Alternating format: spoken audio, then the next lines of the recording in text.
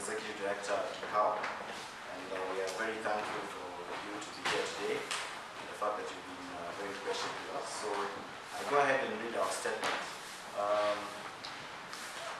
Dear Kenyans, fellow patriots and media fraternity, we stand here today as Kikao to add our voice to the issues bedeviling our country. Kikao is a movement of young patriots stemming off the recent anti-finance bill protest. Our goal is to conduct national civic education via Kikao representatives who are based in their communities and build leadership capacity for these representatives to be ready to offer themselves to serve Kenya in the near future. Today, we stand together, demanding justice, transparency, and respect that every Kenyan deserves. Our hearts remain heavy, but our spirits are resolute. We have faced abductions, threats, harassment, and bribes. Our own secretariat member here, our chair, Lavani Miller, who's a young lawyer, was abducted and tortured. Some individuals have been compromised to join government from the young generation and work with the political establishment. They do not represent us. We will not dance on the graves of our fallen heroes. Moreover, it is 20 million of us. We have over 20 million. We cannot and will not compromise all of us. So first things first, we continue to mourn the loss of our brothers and sisters who stood with us against impunity, who gave their lives while exercising their constitutional right to protest against the draconian finance bill. Their graves, the continued lack of accountability and justice, and the tears of their loved ones are a painful reminder of a government that pays lip service to the plight of its people.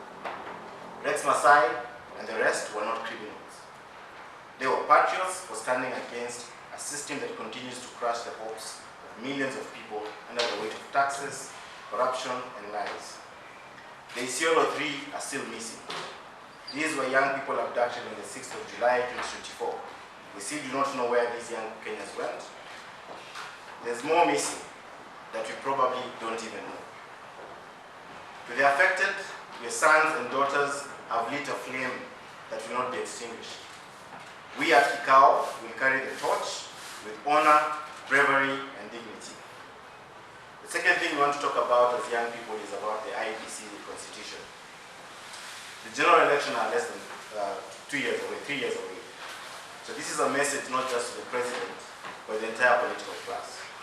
Kindly do not hold Kenya hostage with your schemes and selfish interests. We want a properly constituted IEBC now. We have an obsolete voters register that was last updated in 2022. Voter registration, according to the Constitution 2010, is supposed to be a continuous process. So now, as we do in our work at Kikao, we need to be registering voters. IEBC needs to be there to be doing this job continuously. The IEBC is also supposed to have done boundary review by March this year. So this has not been done. That tells you that we are heading towards chaos. So fellow Kenyans, we cannot continue to deliver our elections under the shadow of electoral manipulation.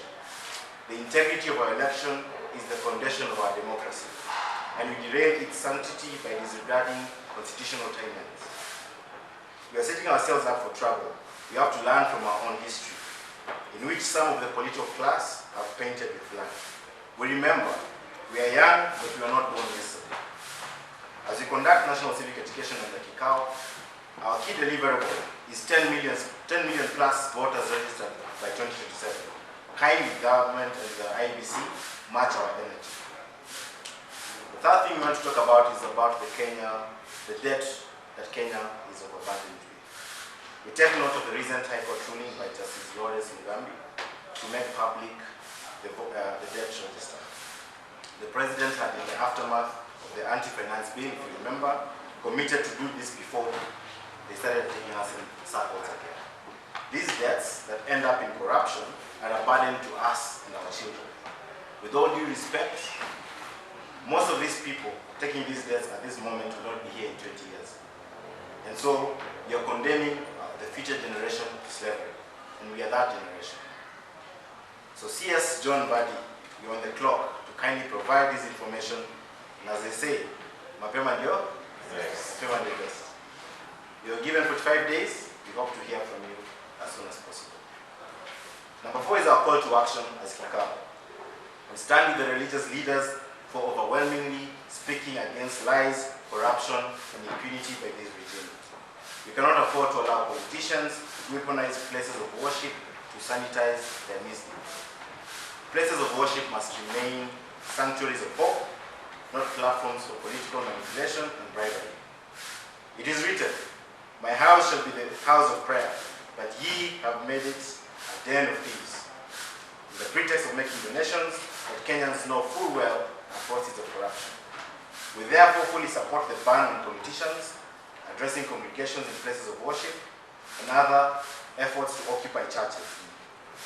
Kenyans, Kikao will join hands with religious leaders, emerging leaders from the young generation, and other Kenyans who are the silent majority that want to see a difference. Kikao is home for all Kenyans. To join, if you want to know more about us, kindly visit www.kikao.live for justice, for accountability, for our future. Asanteni sana na Mungu awabariki. Again, my name is Bright Shiteni. I serve as Executive Director at Kikao. Thank you. At this juncture, I welcome our chairperson, Lavani.